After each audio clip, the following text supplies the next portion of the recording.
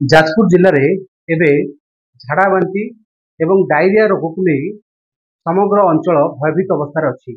जदि कहवा जिलार विभिन्न अंचल हजार ऊर्ध्व आक्रांत चिन्हट होता बेले सरकारी हिसाब से 4 जन देहांत होता बेले वर्तमान जहाँ बेसरकारी सूत्र खबर रही 10 रु ऊर्ध्व लोक जीवन गलानी। तेबे एने बिंझारपुर में धीरे धीरे आक्रांत संख्या बढ़िबार लगी। दैनिक 10 रु ऊर्ध्व डायरिया आक्रांत बिंझारपुर गोष्ठी स्वास्थ्य केन्द्र में भर्ती होती किभली रही बिंझारपुर स्थिति एवं कौन सब पदक्षेप नि गोष्ठी स्वास्थ्य केन्द्र पक्षर आसतु आलोचना करवा। आम सहित अच्छा बिंझारपुर गोष्ठी स्वास्थ्य केन्द्र मुख्य चिकित्सा अधिकारी डॉक्टर क्षितिश कुमार नायक।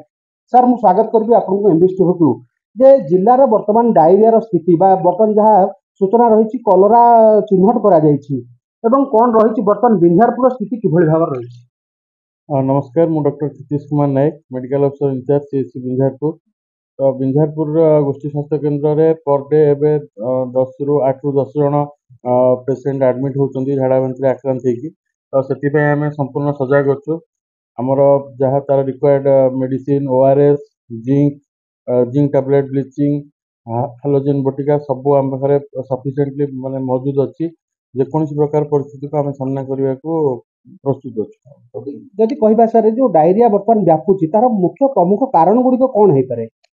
निश्चित भाव में जोटा कि आम कहली कि जोटा माने मेनली एटा गोटे वाटर बोर्न डिजीज पानी रे तार जो जीवाणुता थाए तो पानी द्वारा एटा अफेक्टेड हो पारे। तो से सब जनसाधारण बिंझारपुर अंचल अच्छा समस्त कहबी कि जे पानी टाक फुटे पिंतु 1 लिटर पानी रे गोटे हालोजेन बटिका पकईकि से पानी टाक सेवन करूँ। ता सहित जो बजार रू जो पनीपरिया कि फल आपड़ किणुचंती भल से धोईकी तापर जो खाद्य जो घरे रांधुचंती ताकू भल से कुक करिकी उषुम खाद्य खातु कि बासी खाद्य एगुड़ा सब अवॉइड करंतु।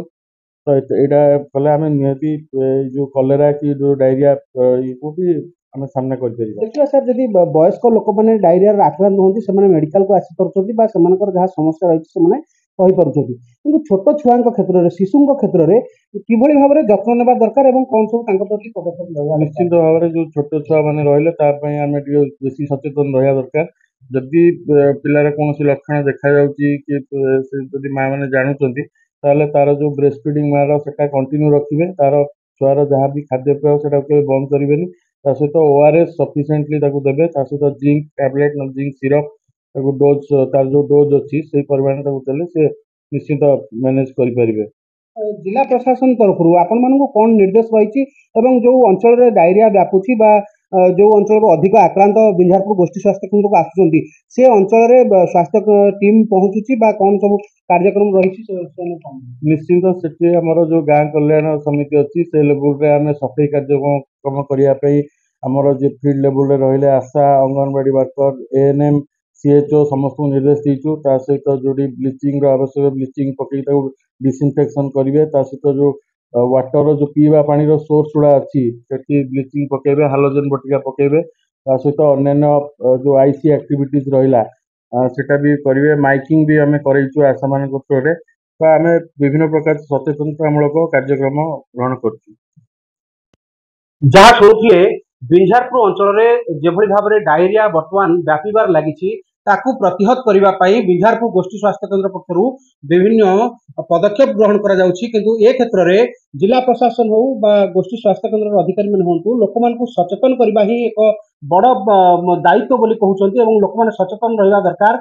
बासी खाद्य बाहर होटेल खाद्य न खायापी डाक्टर क्षितिश नायक साधारण लोक अपील करने सहित किभली भाव में शिशु मान जत्न नि से निजर प्रतिक्रिया रखिले।